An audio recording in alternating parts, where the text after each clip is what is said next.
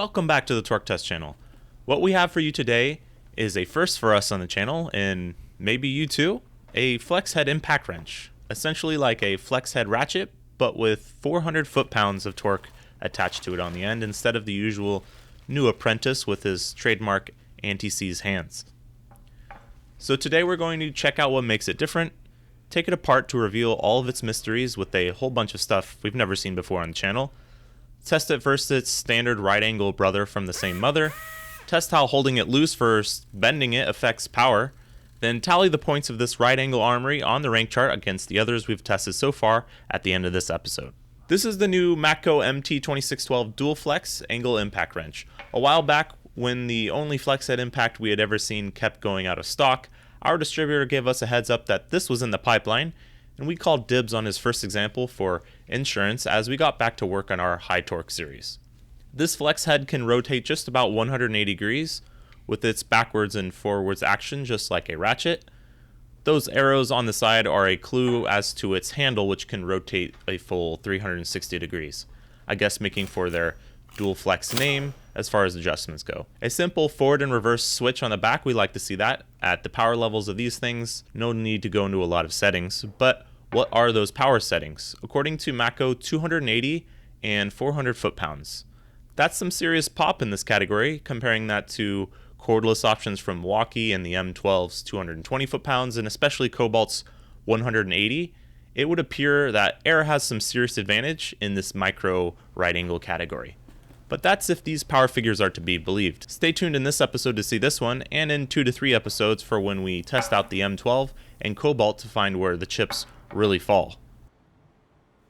Thanks to a kind viewer by the name of Anthony T, we were able to bring you some more Matco action for you today in the form of the MT2512, their regular right angle impact, which advertises nearly identical specs, but without the flexy action.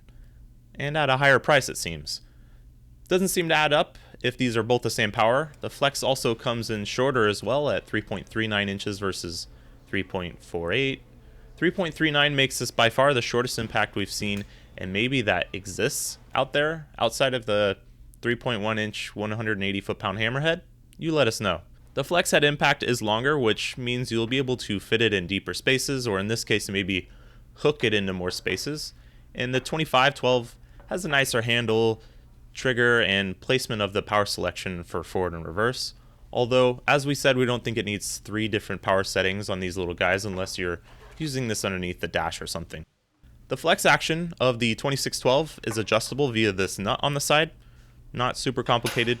Loosen for a looser feel, tighten for a stiffer feel, or just fix it in place if you want. Let's take a peek under the hood to see how this thing makes all the power it's advertising, and about the thickness of an old-timer's leather wallet. Taking off the side bolt first, and as it turns out, it's not even really a bolt. It's got a machined, lubricated fit to it, and this bolt is actually a valve body, completely machined out, hollow, 2 sides air entry passageways, and 1 exit into the tool. It sort of makes sense. If the air hose goes into the bottom of this thing, you got to send the air through the flex neck somehow, and you don't see any hoses.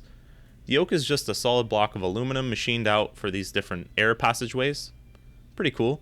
On the 2512, this whole process is solved with a simple tube in the handle, which acts as the trigger assembly, but a flex head, you got to do some special stuff to figure that out. The back housing comes off easy enough, but is basically what looks to be just an air delivery system. More passageways, nothing else going on the backside besides a sealed Japanese bearing. The front cover comes off to reveal what surprisingly is a twin hammer mechanism, the smallest we've ever seen and the shortest anvil we've ever seen as well. These hammers are absolutely tiny and thin. It's hard to believe this makes any real beans if it does. The entire air motor assembly comes out of this housing, which is also not a lot going on except some nice machining and some extra intake and exhaust ports that we didn't expect. The motor and cylinder is self-contained and has a steel wear plate over the front. That's pretty cool, interesting. Inside is where we see the magic though. First thing we notice is 8 rotor blades. 5 is traditional, 6 rotor blades is common now, like in the 2512 or Harbor Freight from episode 13. 7 is what you see on a modern, maybe big boy impact. 8 is kind of weird. But what we're also seeing here is 2 intake and 2 exhaust ports. This thing works more like a sort of two-stroke or maybe even a rotary engine, intaking on one side, exhausting after another 90 degrees, then doing it all over again on the lower half. This is the reason for the 8 rotor blades, we think, to make use of each of these cycles without bleed over or what you might be calling valve overlap on an engine. Let's jump into the testing now to see how all this wizardry works when the rubber meets the road. On our first test is working torque, 5 seconds and forward. Up first is the Matco 2512 right angle.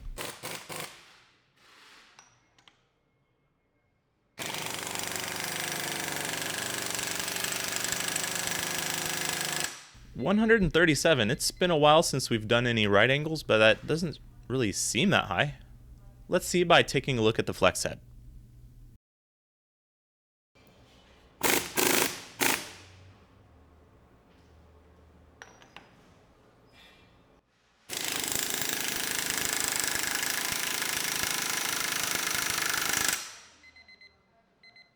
$197 this time. Not a figure that alone is super impressive, of course, but a huge gap up on the standard right angle from the same brand. We do 3 tests as usual, but this 2512 made this power very consistently. That said, we doubt the access these provide is for tightening bolts. It's all about loosening them, so let's see that reverse action in our max torque 10-second test. 2512 is up first.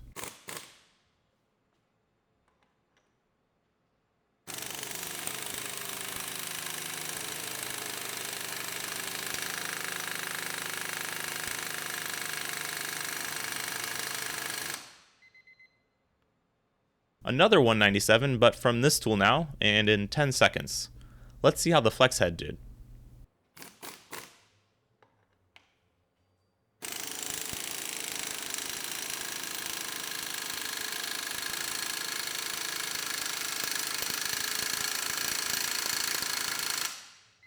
$272. The forward was no fluke, again representing around 40% difference from these nearly equally spec'd tools. Since we can almost hear the comments section posing this question already, what about if this flex head is bent at an angle or not held firmly and allowed to sort of move around? It's acting as a lever, right? So what if you're just barely holding on to it? Let's take a look at that first on this same power run. Here's it being tested holding with 2 fingers.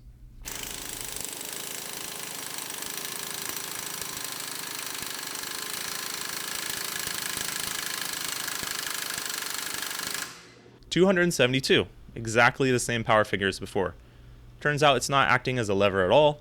You sometimes see similar air impact ratchets called reactionless. That's because with intermittent blows, the torque generated does not require leverage on your part to brace it like maybe a standard air ratchet or how a hand ratchet works. This tool doesn't really care either way. Now let's see the flex head bent at a 90-degree angle, sort of what it's designed for.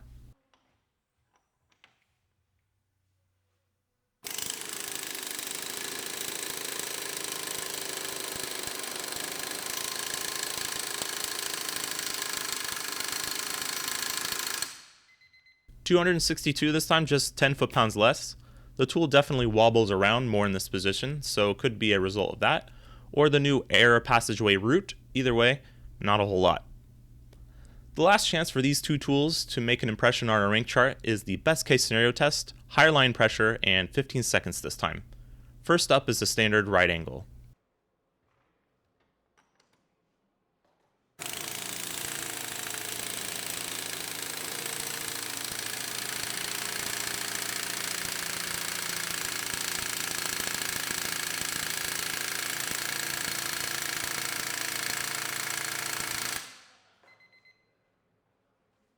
$238. That's not bad.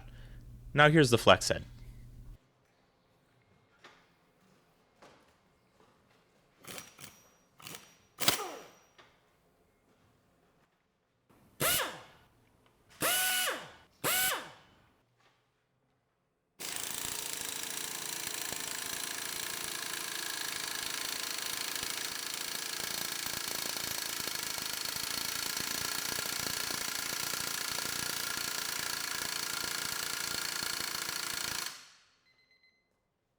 $331. It's odd to get so excited about a relatively small number on this channel, but from the shortest working length, most adjustable impact we've tested, and for some context, When using this line pressure, that's basically the same power of any of the budget cordless mid-torques we've tested, and they were all 8 inches long.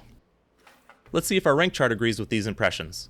Both of these starting out the bottom for now. It seems unfair to put the flex head on this list in general because it's not really a direct competitor to either of these. It's kind of got this right angle action, but this is where it goes for now because that's all we got. Their power runs become points, so that's 20, 27, and 33 for the flex head, and 14, 20, and 24 for the standard 2512. The MT2612 made more power and was a tad bit shorter, so it gets 97.6 foot-pounds per inch. Anything around the 100 foot-pounds mark on this channel is usually top shelf stuff. The standard gets dinged there at 68.2. They both claim 400, yet one definitely gets closer to that with 83% of its claim and the other 60%. When we made this rank list, almost everything we were looking at in right angle impacts only advertised breakaway or nut busting, so that's the numbers shown on this one. With tool truck prices, it's going to be an uphill battle for either of these. The 2612 gets 13.4 points, and the 2512 gets 8.4. Very low in this column. That totals 274 and 194.6, putting the 2612 into second behind the Nano, mainly due to price, and the 2512 falls into last below the Harbor Freight, not only because of price. Actually, their power runs are very similar between the two tools, almost like a used versus new tool difference since we bought the Harbor Freight new. Come to think of it, their trigger, handle, power selector design is very similar as well, and their parts breakdown looks sort of like mirror images with the same part numbers for everything. But we're just humble dyno jocks here. You can deduce your own from those quandaries. What we took away today was two things. A flexible head tool like this with a tiny pancake thin head can make power. We're not talking huge rusted bolts here, guys. If you wouldn't reach for a brushed Ryobi to do the job, assuming you had the space, you probably shouldn't reach for this. But when nothing else will fit, this beats busting up some knuckles trying to get a few 100 foot-pounds of torque on a nearly hidden bolt head. And two, we have to deliver some not so great news to Anthony T, who we borrowed this 2512 from. That conversation going like, hey, did you know this doesn't really have a lot of beans? So packing up both of these impacts to ship back to Anthony. Hey, sending TTC your tools has to have some perks, right? Consider subscribing for more videos just like this one, but in a cordless flavor, and thanks for watching.